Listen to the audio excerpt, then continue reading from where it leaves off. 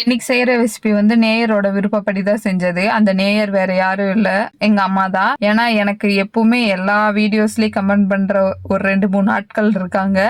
அதுல வந்து எங்க அம்மா வந்து எல்லா வீடியோஸ்லயும் கமெண்ட் பண்ணுவாங்க. ஓகேம்மா உங்களுக்கு என்ன வேணும் அப்படின்னு கேட்டா ஏதாவது செய்யினாங்க. சரி சாண்ட்விச் செய்யட்டுமான்னு கேட்டா ஓகே செய்யினாங்க. ஆனா வீட்டுல எந்த பொருளுமே இல்லை அதுக்கானது. ஓகே மத்தியானமே போய் வாங்கிட்டு வந்துட்டேன். மஷ்ரூம் சாண்ட்விச் தான் செய்யலான்னு சொல்லி செஞ்சுட்டு இருந்தேன். எனக்கு மலேசியால பட்டன் மஷ்ரூம் கிடைக்கும், ஆனா ரொம்ப காஸ்ட்லியா இருக்கும். 120 to 150 வரும், 100 to 150 கிராமே. ஸோ வந்து நான் நினைச்சிட்டு இருந்தேன் இந்தியா வந்து கண்டிப்பா மஷ்ரூம்ல நிறைய ரெசிபிஸ் நான் செய்யணும் அப்படின்னு சொல்லிட்டு அதை தான் ஒவ்வொன்றா அப்படியே நான் செஞ்சு பார்த்துட்டு இருக்கேன். அடுத்தடுத்து நிறைய உங்களுக்கு மஷ்ரூம் ரெசிபிஸ் நிறைய வரும். அப்புறம் நிறைய பேர் வந்து சேனலை வந்து சப்ஸ்கிரைப் பண்ணாம வீடியோஸை லைக் பண்ணாம பாக்குறீங்க, தயவு செஞ்சு கொஞ்சம் பண்ணிருங்க. நான் ஃபர்ஸ்ட் 2 பிரெட்டுக்கு வந்து சாஸ் போடல எதுவுமே, அது கொஞ்சம் லைட்டா ட்ரையா இருக்கிற மாதிரி எனக்கு ஃபீல் ஆச்சு. ஆனா சூப்பரா தான் இருந்தது. நெக்ஸ்ட் வந்து சாஸ் போட்டு பார்த்தேன், அது செம டேஸ்டா இருந்தது. சாஸ் வந்து உங்களுக்கு வேணுங்கிற அளவுக்கு போட்டுக்கோங்க, கொஞ்சம் கம்மியாக போடுங்க. அப்போ தான் வந்து மஷ்ரூமோட டேஸ்ட் தெரியும், இல்லைன்னா சாஸோட டேஸ்ட் தான் தெரியும். ஓகே பாய், நாளைக்கு பார்ப்போமா.